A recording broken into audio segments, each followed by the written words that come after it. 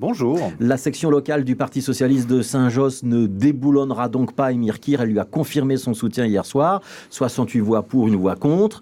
Le bourgmestre exclu du Parti socialiste reste donc bourgmestre, en tout cas jusqu'à nouvel ordre. Mais avec cette précision, Jim Moscovix, c'est que la section locale a en même temps réaffirmé son attachement aux valeurs du Parti socialiste et au fameux cordon sanitaire. Nous, socialistes de Saint-Josse, entendons rester fidèles au Parti socialiste, à ses instances et ses statuts. Voilà comment commence le communiqué de la section PS de Saint-Josse. Un communiqué qui est très court, à peine 100 mots, quelques lignes, où le nom d'Émir Kir n'est pas cité une seule fois. Ils insistent sur le respect du cordon sanitaire à l'égard de l'extrême droite, ce qui est précisément reproché à Émir Kir. Voilà pour le soutien au Parti socialiste. Après, il n'est pas question d'un soutien à Émir Kir, mais d'une volonté d'assurer la stabilité de la commune. La section maintient un soutien de majorité au bourgmestre jusqu'à la fin de la législature. Voilà pour ce bref communiqué, mais c'est déjà plus long qu'Émir Kir qui ne s'est toujours pas exprimé, si ce n'est avec un tweet en 4 parties. Abel Laouège, avoir un pied dans les valeurs socialistes et la défense du cordon sanitaire et un pied dans le soutien à la majorité communale et au bourgmestre, puisqu'on ne peut pas tout à fait se séparer de ce bourgmestre, c'est confortable pour les socialistes de Saint-Josse ? Ce que je retiens de ce communiqué, c'est qu'ils essayent de trouver un équilibre. J'imagine que ce n'est pas facile entre le fait qu'en effet, ils ne peuvent pas demander au bourgmestre de démissionner parce que rien dans la loi à Bruxelles ne l'y oblige. Politiquement, ils pourraient le faire, mais rien dans la loi ne l'y oblige. Et donc, assurer une stabilité de la gouvernance à Saint-Josse et d'un autre côté, en même temps, réaffirmer notamment leur attachement aux valeurs du Parti socialiste et leur condamnation de toute rupture du cordon sanitaire, ce qui revient à donner raison, au fond, à la décision de la commission de vigilance. Ouais. Vous regrettez que la loi communale bétonne un petit peu la fonction de bourgmestre et qu'il soit si difficile de se séparer d'un bourgmestre? Il faudrait la revoir? C'est un débat à avoir et on sait qu'il n'est pas facile. Là aussi, il faut pouvoir trouver l'équilibre entre d'une part quelqu'un qui tire sa légitimité d'une élection et en même temps des circonstances politiques qui pourraient amener à lui enlever une majorité. C'est vrai qu'en Wallonie, par exemple, le Code de la démocratie locale offre davantage de possibilités. Est-ce qu'un débat comme celui-là est souhaitable à Bruxelles? C'est un débat qui, en effet, légitimement pourrait se poser.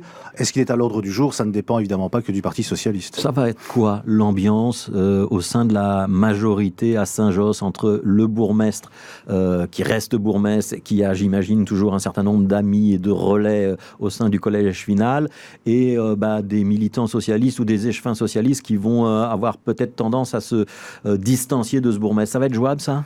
Il faudra évidemment que je leur pose la question. C'est d'ailleurs la raison pour laquelle je vais les voir. C'est pas vous qui avez piloté le communiqué d'hier soir? J'ai été informé évidemment de l'évolution de la situation parce que le président de la section, Luc Frémal, est en contact avec moi en permanence et donc il m'a indiqué en effet les options qui étaient prises par les élus socialistes et les militants socialistes. Ce communiqué, il vous agrée, j'imagine, quand même. Non, ce que je dis, c'est que ça ne veut pas dire que rien n'est figé. Ça veut dire qu'il s'engage sur un projet communal fruit d'un accord de majorité et dans le respect des valeurs socialistes. Ça veut dire que s'il y a la moindre incartade, le moindre écart par rapport à ces valeurs socialistes, les choses peuvent être évidemment revues. Par contre, ce qui est important dans ce communiqué, c'est que cela ne vaut que jusqu'en 2024. Ça veut dire aussi qu'en 2024, il y aura une liste socialiste à Saint-Josse. Donc en 2024, il y aura une liste contre Émir Kir s'il décide de se représenter. Il y aura une liste du Parti socialiste pour défendre un projet socialiste. Ça veut dire que les échevins qui sont aujourd'hui autour d'Émir Kir vont devoir, au plus tard en 2024, choisir entre aller sur une liste avec Émir Kir ou aller sur une liste qui aura le label du PS. Ça me paraît clair. Ouais. Vous savez déjà qui pourra emmener cette liste? Ne précipitons pas les choses. Je crois que l'important, c'est en effet de penser aussi à l'intérêt des tenants au doigt, parce que fondamentalement, on est là d'abord pour répondre aux préoccupations de nos concitoyens. Alors, il y a quelques minutes, sur cette antenne, on accueillait Boris Diliès. Il a dit que le Parti socialiste avait érigé le communautarisme en système et que c'était devenu un petit peu systématique et que c'était pas suffisant de sanctionner le seul Émir Kir. Je paraphrase un peu ses propos, mais c'est ce qu'il a dit. Vous lui répondez quoi? C'est l'hôpital qui se moque de la charité. Pendant plus de 4 ans, Théo Frincken et d'autres membres de la NVA ont bénéficié, en raison de la passivité complice du MR, d'une impunité totale pour déverser au quotidien des propos racistes, haineux, xénophobes, voire parfois même au relent raciste. Et c'est eux qui aujourd'hui viennent nous donner des leçons, alors que cette impunité a gonflé à l'hélium le Vlaams Belang, a banalisé la parole raciste et xénophobe et la parole d'extrême droite. Donc vraiment, vraiment le MR est mal placé pour faire la leçon. Ouais, ce que dit Boris Diliès, c'est qu'on a instrumentalisé des candidats. C'est ça le communautarisme. Mais je pense que Boris Pour s'adresser à des communautés en particulier. Et le MR pourrait peut-être aussi s'interroger sur le comportement de certains de leurs élus. Moi, je vois des photos également diffusées sur les réseaux sociaux qui concernent des membres du MR. Je le dis, moi, je ne fais le procès de personne et je ne juge pas les autres partis. Mais franchement, le MR, avec finalement la passivité complice qui a été la sienne, la culpabilité complice qui a été la sienne face à certaines idées d'extrême droite développées parfois par certains membres de la NVA, ils n'ont vraiment pas de leçon à donner.